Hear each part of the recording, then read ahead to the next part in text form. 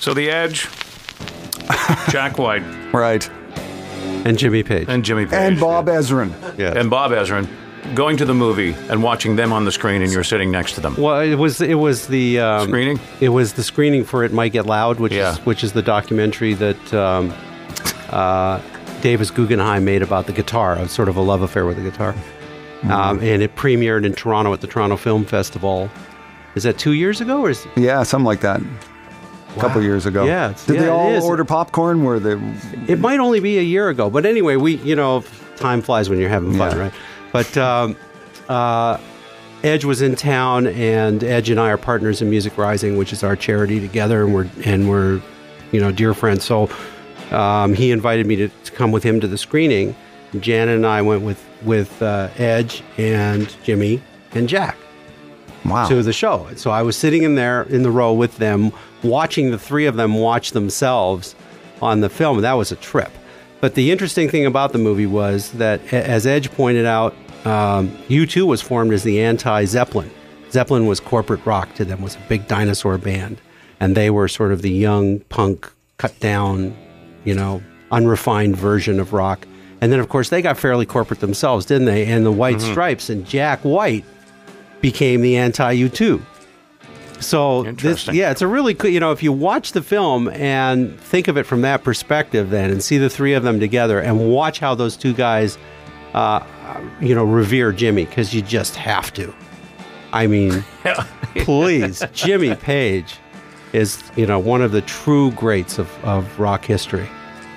We're going to close with a track from the wall. We asked you, where's the story? We named a bunch of tracks off the wall, and you said Comfortably Numb. There's the story. Can you tell us something interesting about that? Yeah, I can tell you a couple of interesting things about it, but in the interest of time, I'll tell you just the one, which is that the solo, the famous solo in the middle of Comfortably Numb, which may be Dave Gilmour's finest moment ever, I think, was first take.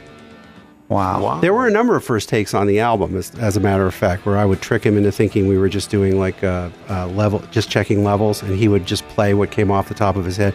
I mean, this guy, talk about brilliant. I love Jimmy Page, and I think Jimmy is one of the all-time great guitar players, but I think Dave Gilmour may be, for me, the all-time greatest.